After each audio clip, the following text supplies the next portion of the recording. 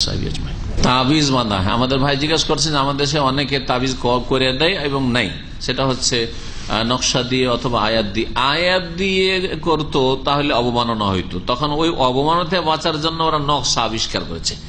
নকশা সূরা ফাতিহার নকশা, এটা সূরা বাকারার নকশা, এটা সূরা মরিয়মের নকশা, সূরা জিনের নকশা, দেখেছে নকশাগুলো? হ্যাঁ, কোরআনে বিদআত ঢুকিয়েছে। এই নকশাগুলো এসেছে কোথা থেকে? নকশাতে অঙ্কগুলি আছে, অক্ষরের অঙ্ক বের করা, আলিফে 1 হয়, বায়ে 2 হয়, জিমে 3 হয়, আর দালে গিয়ে 4 হয়, আর এইভাবে তারপরে তখন বাড়তে বাড়তে 10, 20, 30, 40 এই করে কোনটা 100, 200 এইরকম যে নাম্বারিং আছে, এটা আরবরা কোনদিন জানতো না। এটা আরবদের শিক্ষা নয়। যখন আরবরাই জানতো না আরবদের ইতিহাসে, তখন রাসূলুল্লাহ সাল্লাল্লাহু আলাইহি ওয়াসাল্লাম জানতেন না, সাহাবায়ে কেরামরা জানতেন না। বোঝা গেছে? তাহলে এই শিক্ষা গেল কোত্থেকে? ভারত, বাংলাদেশ, পাকিস্তান, এটা গেছে ইরান থেকে। পার্সিয়ানরা তাদের ফার্সিতে আবজাদ, হাওয়াজ, হত্তির তার অঙ্ক বের করেছে, যে আলিফে 1 হয়, অমুকে এই হয়, অমুকে এই হয়, হ্যাঁ, কোনটাতে 40 হয়, কোনটাতে 50 হয়, এইভাবে বের করেছে। প্রথম 10 পর্যন্ত গিয়েছে আবজাদ, হাওয়াজ, হত্তি করে, আর তার 10-এ যখন চলে গেছে তখন বাকি অক্ষরগুলি এসছে ওদের তরতিবে, তখন ও লোকে দিয়েছে 20, 30, 40 করে 90, 100 গেছে। 100 যাওয়ার পরে যখন বাকিগুলো এসছে তখন ওগুলোকে 200, 300, 400, 500 করে নম্বর দিয়েছে।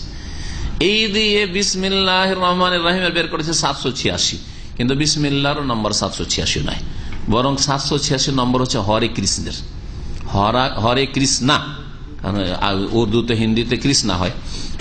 তো যখন হরে কৃষ্ণা লিখবেন তখন ওর নম্বর বেরোবে 786। তাহলে যারা 786 লিখে তারা হরে কৃষ্ণ লিখে, যারা 786 দিয়ে তাবিজ করে তারা হরে কৃষ্ণের তাবিজ ব্যবহার করে। বড় শিরক করলো কি করলো না? বড় শিরক করলো। যদি কেউ কোরআন হাদিস দিয়ে তাবিজ করে তাহলে বড় শিরক না হইলেও ছোট শিরক হবে, যদি আল্লাহর ভরসা আছে বলে। বুঝা গেছে? তো তাবিজটা তাহলে বড় শিরক হইতে পারে, ছোট শিরক হইতে পারে, যদি তাবিজের সাথেই সম্পৃক্ত তার অন্তর, তাবিজের ওপরই ভরসা, আল্লাহর বিশ্বাস আছে কিন্তু তাবিজই সব করবে ভালো, তাবিজে ভালো হবে, তাহলে বড় শিরক হবে।